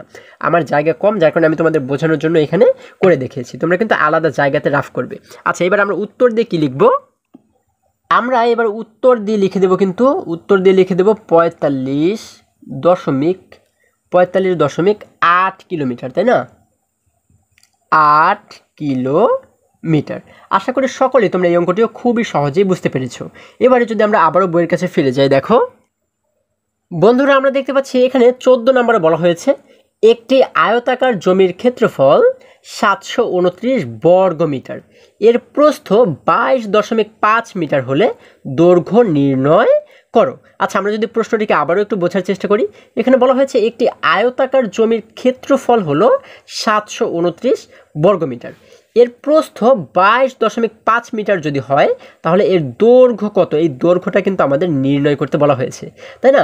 আচ্ছা, আয়তাকার জমির কথা কিন্তু এখানে বলা হয়েছে। আয়তাকার জমি কীরকম হয়, আয়তক্ষেত্র কীরকম হয়, আয়তক্ষেত্র হয় এরকম লম্বা, তাই না? আচ্ছা দেখো, এরকম লম্বা কিন্তু হয় আয়তক্ষেত্র, তাই না? আচ্ছা, এবারে আমাদের বলা হয়েছে, আমরা যদি ধরে নেই যে এটি একটি আয়তাকার জমি, এখন এই জমির ক্ষেত্রফল হচ্ছে 729 বর্গমিটার। ক্ষেত্রফল দ্বারা কি বোঝায়, ক্ষেত্রফল দ্বারা কিন্তু বোঝায় এই জমির ভিতরে মোট জায়গা রয়েছে হচ্ছে 729 বর্গমিটার, ঠিক আছে, 729 বর্গমিটার। এখন আমাদের বলা হয়েছে এর প্রস্থ 22.5 মিটার। আচ্ছা, প্রস্থ এবং দৈর্ঘ্য কি, প্রস্থ হচ্ছে এই যে পাশের ছোট অংশটি আমরা দেখতে পাচ্ছি এটিকে বলা হয় হচ্ছে প্রস্থ, এবং এই যে বড় লম্বা যে অংশটি আমরা দেখতে পাচ্ছি দেখো এই দুই পাশে, এটিকে বলা হয় হচ্ছে দৈর্ঘ্য, ঠিক আছে? তাহলে আমাদের বলা হয়েছে এই প্রস্থ হলো কত, 22.5 মিটার, 22.5 মিটার। এখন প্রস্থ যদি 22.5 মিটার হয় এবং এই ক্ষেত্রফল মানে পুরো জায়গাটি যদি 729 বর্গমিটার হয়, তাহলে দৈর্ঘ্য কত, এই যে দৈর্ঘ্য অর্থাৎ দুটি যে লম্বা দাগ আমরা দেখতে পাচ্ছি এই দৈর্ঘ্য কত সেটি কিন্তু আমাদের নির্ণয় করতে বলা হয়েছে। এখন এই দৈর্ঘ্য নির্ণয়ের কিন্তু একটি সূত্র রয়েছে, হ্যাঁ, এই সূত্রটি যদি আমরা না জানি তাহলে কিন্তু এই অঙ্কগুলো কখনোই আমরা সমাধান করতে পারবো না। আর যদি সূত্রটা আমাদের জানা থাকে তাহলে এই অঙ্ক আমরা একদম সহজেই আমরা কিন্তু সমাধান করতে পারবো। এটি কিন্তু পানির মতো সহজ, হ্যাঁ, যদি আমাদের সূত্রটা জানা থাকে। আচ্ছা দেখো, যখন আয়তাকার কোনো জমি বা আয়তাকার যে কোনো কিছুর যখন আমাদের দৈর্ঘ্য নির্ণয় করতে বলা হবে, তাহলে এই দৈর্ঘ্য নির্ণয়ের সূত্রটা হচ্ছে, দেখো আমরা দৈর্ঘ্য নির্ণয়ের যে সূত্রটা সেটি হচ্ছে, আমরা লিখব হচ্ছে দৈর্ঘ্য সমান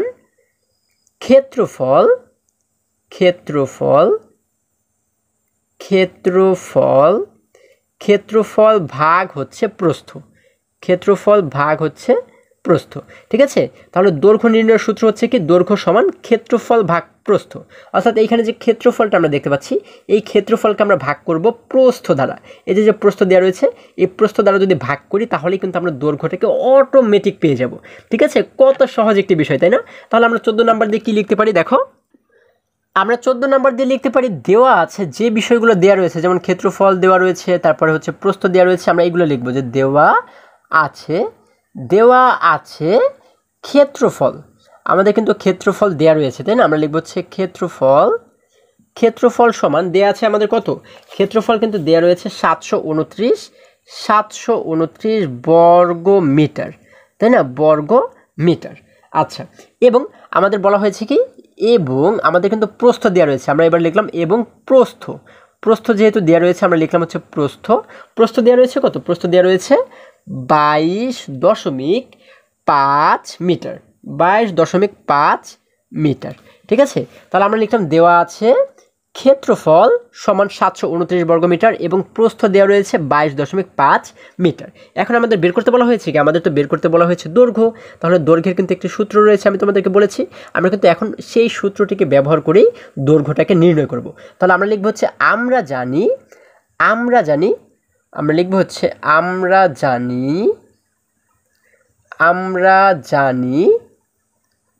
জানি আয়তাকার ক্ষেত্রের ক্ষেত্রফল, আমরা লিখব হচ্ছে, দেখো এক লাইনে যদি তোমরা লিখতে পারো তাহলে সেটি সবচেয়ে ভালো হয়, আমার এখানে জায়গা কম, আমি এই জন্য একটু নিচে আমি তোমাদেরকে লিখে দেখাচ্ছি, হ্যাঁ। আমরা জানি আয়তাকার, যেহেতু এটি আয়তাকার জমি যার কারণে এটি কিন্তু আমাদের উল্লেখ করতে হবে, আয়তাকার ক্ষেত্রের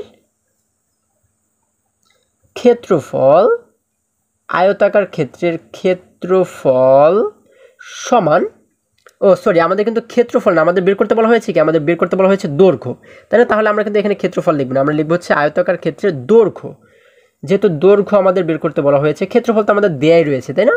আমাদের বের করতে বলা হয়েছে দৈর্ঘ্য সমান, আমরা কি জানি, দৈর্ঘ্য সমান হচ্ছে ক্ষেত্রফল ভাগ প্রস্থ, আমরা লিখব হচ্ছে ক্ষেত্রফল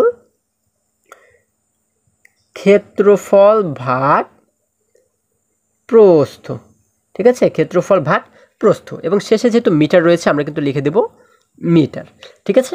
আচ্ছা, এখন আমরা এই সূত্র অনুযায়ী যদি আমরা এটিকে সমাধান করি, দেখো আমরা কত সহজে এটিকে সমাধান করতে পারবো। ক্ষেত্রফল আমাদের দেওয়া রয়েছে কত, 729, তাই না? আমরা এখানে ক্ষেত্রফলের জায়গাতে লিখবো হচ্ছে 729। এবারে একটি ভাগ চিহ্ন আমরা দেখতে পাচ্ছি, এই ভাগটিকে একই রকমভাবে রেখে দেবো। এবারে দেখতে পাচ্ছি প্রস্থ দেওয়া রয়েছে কত, প্রস্থ দেওয়া রয়েছে 22.5। আমরা এই প্রস্থের মান কিন্তু এদিকে বসিয়ে দেবো 22.5, আমরা এখানে বসিয়ে দেবো 22.5, তাই না? আচ্ছা, এখন আমরা এখানে দেখতে পাচ্ছি 729 ভাগ 22.5। যখন এই 729কে যখন আমরা 22.5 দ্বারা ভাগ করব, তখন কিন্তু অটোমেটিক আমরা এই দৈর্ঘ্যটাকে পেয়ে যাব। এবার দেখো, যদি আমরা এটিকে একটু ভাগ করে বের করার চেষ্টা করি, আমরা শুরুতে লিখবো হচ্ছে 22.5, তাই না? আমরা শুরুতে লিখবো হচ্ছে 22.5 এবং আমরা কিন্তু মাঝে লিখবো হচ্ছে 729, তাই না? আচ্ছা, এবারে আমরা যদি এটিকে একটু সমাধান করার চেষ্টা করি, আমরা দেখতে পাচ্ছি এইখানে ভাজকের ঘরে কিন্তু একটি দশমিক রয়েছে। এই দশমিকটাকে আমরা একদম শেষে নিয়ে আসবো, তাই না? আচ্ছা, দশমিক যদি শেষে নিয়ে আসি, তাহলে এই দশমিকটা যখন এই পাশে চলে আসবে, কয়টি অঙ্ককে টপকে ডান পাশে চলে আসবে? একটি অঙ্ককে টপকে কিন্তু ডান পাশে ও চলে আসলো, তাই না? তাহলে এইখানে কিন্তু একটি দশমিক রয়েছে, এই যে 729, এটি কিন্তু একটি পূর্ণ সংখ্যা এবং যে কোনো পূর্ণ সংখ্যার ডান পাশে একটি দশমিক থাকে। তাহলে এই দশমিকটাও কী করবে? একটি অঙ্ককে টপকে ডান পাশে চলে আসবে। তাহলে ওর এই পাশে যেহেতু কোনো অঙ্ক নেই, তার মানে কিন্তু একটি শূন্য আমরা এখানে বসিয়ে দিতে পারি। তাহলে এই শূন্যকে টপকে ডান পাশে এইখানেও চলে আসলো, তাই না? তাহলে এখানে মোট হয়ে গেল 225, এখানে হয়ে গেল 7290। তাহলে এই 225 দ্বারা আমরা যদি প্রথমে দেখো কতটি অঙ্ককে ভাগ করা যায়, একটি অঙ্ক অর্থাৎ 7কে ভাগ করা যাবে না 225 দ্বারা। তারপরে দুইটি অঙ্ক 72, এই 72কেও ভাগ করা যাবে না, 3টে অঙ্ককে কিন্তু একসঙ্গে ভাগ করা লাগবে, তাই না? 3টে অঙ্ক মিলে হয়ে যায় 729। এবারে দেখব যে 225কে কত দ্বারা গুণ করলে আমরা 729-এর সবচাইতে কাছের সংখ্যাটিকে পেতে পারি। আমরা যদি 225-এর সঙ্গে দেখো, 225-এর সঙ্গে যদি আমরা এবারে 4কে গুণ করে দেখি কত হয়। দেখো, 4 এবং 5কে গুণ করলে হয় 4 5 20, 20-এর শূন্যকে লিখলাম এইখানে, হাতে থাকে আমাদের এবারে 2। 4 এবং 2কে গুণ করলে হয় 4 2 8, 8 এবং হাতের এই 2 মিলে হয়ে যায় 10, 10-এর শূন্যকে লিখলাম এইখানে, হাতে থাকে আমাদের এবারে 1।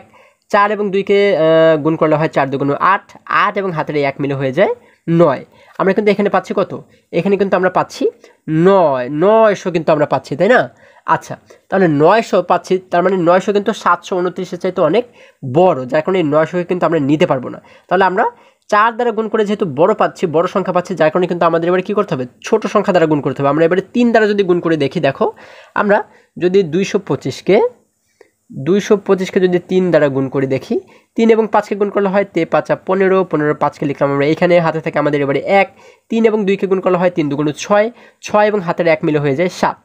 এবারে হাতে কিন্তু আর কিছুই নেই, 3 এবং 2কে গুণ করলে হয় 3 2 6।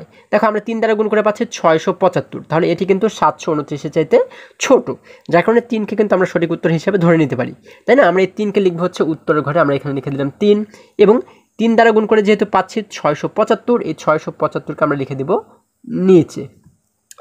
এবারে যদি আমরা এই উপরের 729 থেকে 675কে বিয়োগ করি, 9 থেকে 5 চলে গেলে থাকে হচ্ছে 4, লিখে দিলাম 4। 2 থেকে 7কে বিয়োগ করা যাবে না, কারণ 2 ছোট। এই 2কে আমরা কীভাবে বড় বানাবো? পাশে যে 7 রয়েছে, 7-এর কাছ থেকে 1কে ধার করে ওর কাছে নিয়ে আসলাম, তাই না? ও কিন্তু আগে ছিল শুধুমাত্র 2। যখন এই 7-এর কাছ থেকে 1কে নিয়ে আসলাম, তখন 1 এবং 2 মিলে হয়ে গেল 12। এবার এই 12 থেকে যদি আমরা 7কে বিয়োগ করি, আমরা জানি 12 থেকে 7 চলে গেলে থাকে হচ্ছে আমাদের 5, আমরা লিখে দিলাম 5। এবার এইখানে যে দেখতে পাচ্ছি 7, এখানে কি 7 রয়েছে? না বন্ধুরা, এখানে কিন্তু আগে 7 ছিল, যেহেতু ওর কাছ থেকে 1কে ধার করে দিয়েছিলাম আমরা, যার কারণে 7 থেকে 1 কমে গিয়ে ও হয়ে গেল 6, তাই না? এই 6 থেকে নিচের 6কে বিয়োগ করলে আর কিছুই থাকে না, মানে 0। আমরা জানি শুরুতে 0 লিখতে হয় না। আচ্ছা, আমরা এখানে পাচ্ছি আমরা পাচ্ছি শুধুমাত্র 54। তাহলে এইবার এইখানে দেখতে পাচ্ছি আমাদের বাকি রইল কি? 0। এই 0টাকে কিন্তু আমরা সরাসরি নিচে নামিয়ে নিয়ে আসবো, তাই না? আচ্ছা, যখন 0টাকে নিচে নামিয়ে নিয়ে আসলাম, তখন এখানে মোট হয়ে গেল 540। এবার আমরা দেখব যে 225-এর সঙ্গে কতকে গুণ করলে 540-এর সবচাইতে কাছের সংখ্যাটিকে আমরা পেতে পারি। আচ্ছা, দেখো, আমরা যদি একটু গুণ করে দেখি, আমরা 225-এর সঙ্গে যদি আমরা এবারে 2কে গুণ করি, আমরা একটু 2কে গুণ করে দেখি। 5 এবং 2কে গুণ করলে হয় 5 2 10, 10-এর শূন্যকে লিখলাম এইখানে, হাতে থাকে আমাদের 1। 2 এবং 2কে গুণ করলে হয় 2 2 4, 4 এবং হাতের 1 মিলে হয়ে যায় 5, হাতে কিন্তু আর কিছুই নেই। 2 এবং 2কে গুণ করলে হয় 2 2 4। তাহলে আমরা এখানে কিন্তু পাচ্ছি মোট 450। এখন এই 2 দ্বারা গুণ করে আমরা পাচ্ছি 450, যদি আমরা 3 দ্বারা গুণ করি তাহলে কিন্তু আমরা পেয়ে যাব অনেক বেশি আরও, তাই না? এই 540 চেয়ে অনেক বেশি হবে। দেখো আমরা কিন্তু আগের বার 3 দ্বারা গুণ করে পেয়েছিলাম 675, তার মানে 675 বানালে কিন্তু 540 চেয়ে বেশি হয়ে যায়, যার কারণে 3 দ্বারা গুণ করা যাবে না, আমরা গুণ করবো কত দ্বারা? 2 দ্বারা। আচ্ছা, এই 2কে লিখবো হচ্ছে আমরা এইখানে, এবং আমরা 2 দ্বারা গুণ করে পাই 540, আমরা 450, আমরা 450কে লিখে দেবো এই নিচে।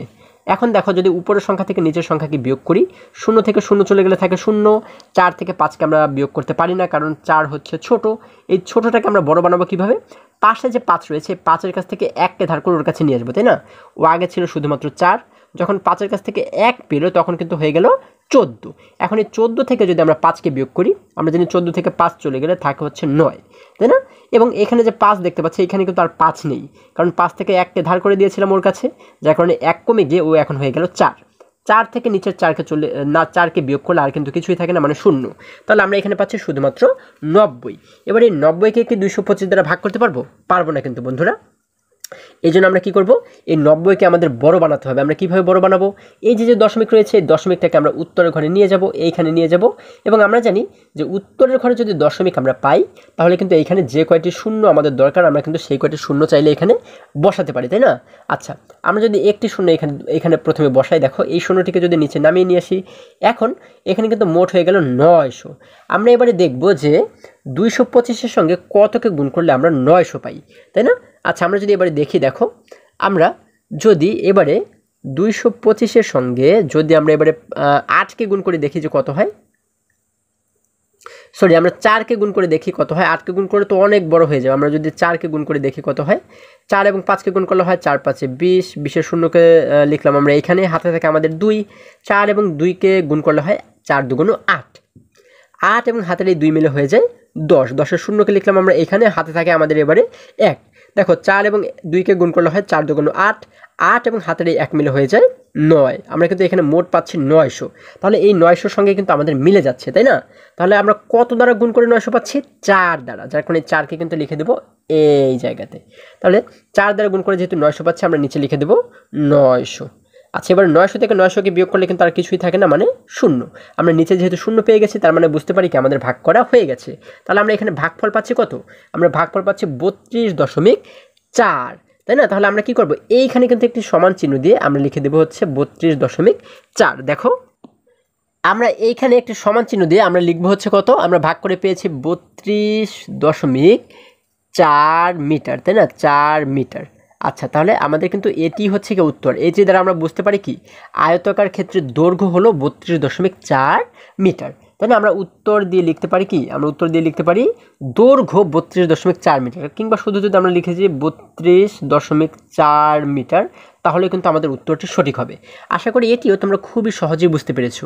এবারে যদি আমরা আবারও বইয়ের কাছে ফিরে যাই, বন্ধুরা আমরা দেখতে পাচ্ছি এখানে সর্বশেষ অঙ্ক অর্থাৎ 15 নম্বর অঙ্কটি যদি লক্ষ্য করি, এখানে বলা হয়েছে 3.25 মিটার লম্বা একটি লোহার দণ্ডের ওজন 15.6 কেজি। লোহার দণ্ডের প্রতি মিটারের ওজন নির্ণয় করো। আচ্ছা, আমরা যদি প্রশ্নটিকে আবারও একটু বোঝার চেষ্টা করি, এখানে বলা হয়েছে 3.25 মিটার লম্বা একটি লোহার দণ্ডের ওজন হচ্ছে 15.6 কেজি। তাহলে লোহার দণ্ডের প্রতি মিটার মানে কি? 1 মিটার, প্রতি মানে কিন্তু 1, অর্থাৎ 1 মিটারের ওজন নির্ণয় করো। এখানে কিন্তু আমাদের 3.25 মিটারের ওজন দেওয়া রয়েছে, তাই না? 3.25 মিটারের ওজন হচ্ছে 15.6 কেজি। আচ্ছা, 3.25 মিটারের ওজন যদি 15.6 কেজি হয়, তাহলে প্রতি মিটার মানে কি? 1 মিটার। 1 মিটারের ওজন কি কম হবে না বেশি হবে? অবশ্যই কিন্তু কম হবে। এবং কত কম হবে? আমরা এই 15.6কে যখন এই 3.25 দ্বারা ভাগ করব, ভাগ করলে যতটুকু পাবো আমরা কিন্তু এই যে 1 মিটারের ওজন আমাদের বের করতে বলা হয়েছে, ভাগ করলে কিন্তু আমরা 1 মিটারের ওজনটাকে পেয়ে যাব। ঠিক আছে? অর্থাৎ এই ওজনকে আমরা 3.25 দ্বারা ভাগ করব। তাহলে আমরা এটাকে কিভাবে করে লিখতে পারি? আমরা 15 নাম্বার দিয়ে লিখতে পারি 3.25 মিটারের ওজন। 3.25 মিটারের ওজন দেখো আমরা লিখলাম হচ্ছে 3.25 মিটারের ওজন। আমাদের কত কেজি দেওয়া রয়েছে? আমাদের বলা হয়েছে কিন্তু 15.6 কেজি, তাই না? আমরা যেটি দেওয়া রয়েছে সেটিকে কিন্তু এখানে লিখে দিলাম। আমরা লিখলাম 3.25 মিটারের ওজন 15.6 কেজি। সুতরাং আমাদের কিন্তু বের করতে বলা হয়েছে প্রতি কেজির ওজন কত, অর্থাৎ 1 কেজির ওজন কত, তাই না? তাহলে আমরা এখানে কি লিখতে পারি, সুতরাং 1 মিটারের ওজন কত সেটি কিন্তু আমাদের নির্ণয় করতে বলা হয়েছে। তাহলে আমরা লিখতে পারি সুতরাং 1 মিটারের ওজন, আচ্ছা 3.25 মিটারের ওজন যদি 15.6 কেজি হয় তাহলে 1 মিটারের ওজন কত হবে আমরা কিভাবে বের করব? এই 15.6কে আমরা 3.25 দ্বারা যদি ভাগ করি তাহলেই কিন্তু আমরা 1 মিটারের ওজন পেয়ে যাব। তাহলে আমরা এবারে লিখবো হচ্ছে 15.6, এটিকে ভাগ করবো কত দ্বারা? 3.25 দ্বারা, তাই না? আচ্ছা শেষে কেজি রয়েছে, আমরা কিন্তু লিখে দেব কেজি। আচ্ছা শেষে কেজি লিখে দিলাম। এখন এই ভাগটিকে যদি আমরা একটু আলাদা জায়গাতে করি, দেখো আমরা শুরুতে কিন্তু লিখব 3.25, আমরা লিখব হচ্ছে 3.25 এবং আমরা মাঝে লিখব হচ্ছে 15.6। আচ্ছা এখন যদি ভাগটিকে করি, দেখো আমরা দেখতে পাচ্ছি এখানে ভাজকের ঘরে কিন্তু একটি দশমিক রয়েছে। এই দশমিকটাকে আমরা কি করব, একদম ডান পাশে নিয়ে আসবো, তাই না? আচ্ছা যদি ডান পাশে নিয়ে আসি, কতটি অঙ্ককে টপকেও ডান পাশে আসবে? একটি অঙ্ক, দুইটি অঙ্ক, দুইটি অঙ্ককে টপকেও এই পাশে চলে আসলো। আচ্ছা তাহলে এখানে কিন্তু আর দশমিক নেই, এইখানে চলে আসলো দশমিক। তাহলে এই দশমিকও কিন্তু দুইটি অঙ্ককে টপকে এই পাশে চলে আসবে। তাহলে দেখো ওর পাশে রয়েছে একটি অঙ্ক এবং আমরা আরও একটি শূন্য দিয়ে আরও একটি অঙ্ক কিন্তু এখানে তৈরি করে নিলাম। তাহলে কিন্তু দুটি অঙ্ক হয়ে গেল, একটি অঙ্ক দুইটি অঙ্ক, এই দুইটি অঙ্কের পাশে এইখানে দশমিকটা চলে আসবে। আচ্ছা তাহলে এইখানে আমরা মোট পাচ্ছি 325, এইখানে পাচ্ছি 1560। এবারে আমরা যদি দেখি যে 325-এর সঙ্গে কতকে গুণ করলে আমরা 1560-এর সবচাইতে কাছের সংখ্যাটিকে পেতে পারি। আচ্ছা দেখো আমরা যদি 325কে যদি আমরা গুণ করি এবারে 4 দ্বারা, দেখি কত হয়। 4 এবং 5কে গুণ করলে হয় 4 5 20, 20-এর শূন্যকে লিখলাম এইখানে, হাতে থাকে আমাদের 2। 4 এবং 2কে গুণ করলে হয় 4 2 8, 8 এবং হাতের এই 2 মিলে হয়ে যায় 10, 10-এর শূন্যকে লিখলাম এইখানে, হাতে থাকে আমাদের 1। 3 এবং 4কে যদি আমরা গুণ করি তাহলে হয়ে যায় 3 4 12, 12 এবং হাতে যে 1 রয়েছে এই 12 সঙ্গে হাতের এই 1কে যোগ করলে হয়ে যায় 13, তাই না? তাহলে আমরা এখানে পাচ্ছি কত? 1300, 4 দ্বারা গুণ করে পাচ্ছি 1300 এবং এখানে রয়েছে 1560। যখন এই 325কে যখন আমরা 5 দ্বারা গুণ করব তখন কিন্তু এই 1560-এর চাইতে আরও অনেক বড় হয়ে যাবে। ঠিক আছে, তোমরা চাইলে আলাদা জায়গাতে গুণ করে দেখতে পারো। তো যেহেতু 5 দ্বারা গুণ করলে বড় হয়ে যাবে, যার কারণে এই 4কেই কিন্তু আমরা সঠিক উত্তর হিসেবে ধরে নিতে পারি। আচ্ছা তাহলে এই 4কে লিখবো হচ্ছে আমরা এইখানে এবং এই যে 4 দ্বারা গুণ করে 1300 পাচ্ছি, এই 1300কে লিখবো হচ্ছে আমরা নিচে, আমরা লিখব 1300। এখন এই 1300কে যদি বিয়োগ করি, দেখো উপরের সংখ্যা থেকে 0 থেকে 0 চলে গেলে থাকে 0, 6 থেকে 0 চলে গেলে থাকে 6, 5 থেকে 3 চলে গেলে থাকে হচ্ছে 2, 1 থেকে 1 চলে গেলে আর কিছুই থাকে না, মানে 0। আমরা জানি শুরুতে কখনোই 0 লিখতে হয় না। তাহলে আমরা এখানে পাচ্ছি কত? 260। এখন এই 260কে কিন্তু 325 দ্বারা ভাগ করা যাবে না, কারণ এই 260 কিন্তু ছোট, ওর চাইতে কিন্তু ছোট, যার কারণে আমাদের কী করতে হবে, এবারে ওকে বড় বানাতে হবে। আমরা কীভাবে বড় বানাবো? দেখো এই পাশে কিন্তু কোনো সংখ্যা অবশিষ্ট নাই যে এই সংখ্যাটিকে আমরা নিচে নামাবো, তাই না? তাহলে এই ক্ষেত্রে আমরা কী করতে পারি, এই যে দশমিক, এই দশমিকটাকে আমরা উত্তরের ঘরে নিয়ে যাব এবং আমরা জানি যে উত্তরের ঘরে যদি দশমিক আমরা একবারে নিতে পারি তাহলে কিন্তু এইখানে যে কয়টি শূন্য আমাদের দরকার অঙ্কটাকে মিলানোর জন্য সেই কয়টি শূন্য কিন্তু আমরা এখানে ব্যবহার করতে পারি, তাই না? আমরা প্রথমে একটি শূন্য যদি নেই, দেখি এই শূন্যটিকে যদি নিচে নামিয়ে নিয়ে আসি তাহলে এখানে হয়ে গেল 2600, অর্থাৎ 2600। এবারে আমরা দেখব যে 325-এর সঙ্গে কতকে গুণ করলে 2600 আমরা পেতে পারি।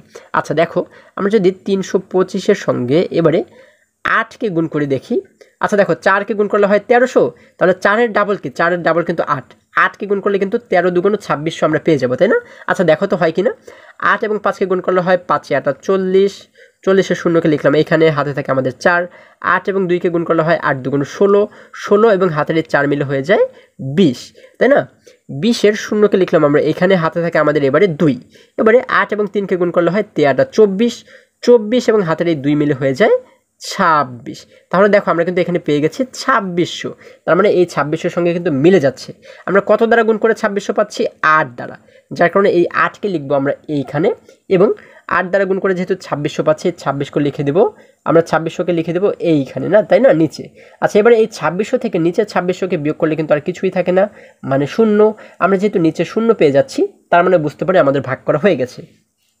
আমরা উত্তর পাচ্ছি কত? 4.8। আমরা এইখানে একটু সমান চিহ্ন দিয়ে কিন্তু লিখে দেবো 4.8 কেজি। আচ্ছা দেখো আমরা কি করবো, এইখানে একটু সমান চিহ্ন দিয়ে আমরা লিখে দেবো হচ্ছে 4.8 কেজি, তাই না? তাহলে এটি দ্বারা আমরা বুঝতে পারি 1 মিটারের ওজন হচ্ছে 4.8 কেজি, অর্থাৎ লোহার দণ্ডের 1 মিটারের ওজন 4.8 কেজি। আমরা উত্তর দিয়ে লিখে দিতে পারি হচ্ছে 4.8 কেজি।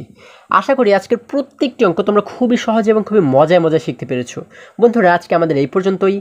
আবারও দেখা হবে পরবর্তী ভিডিওতে। আর হ্যাঁ, তোমরা যদি আমার চ্যানেলে নতুন হয়ে থাকো তাহলে এখনই চ্যানেলটি সাবস্ক্রাইব করে পাশে থাকো, যেন আমার যে কোনো ভিডিও আপলোড করার সাথে সাথে খুব সহজেই তোমরা সেটি পেতে পারো। সকলে ভালো থাকো, সুস্থ সবল থাকো, এই কামনা করে শেষ করছি। ধন্যবাদ সকলকে।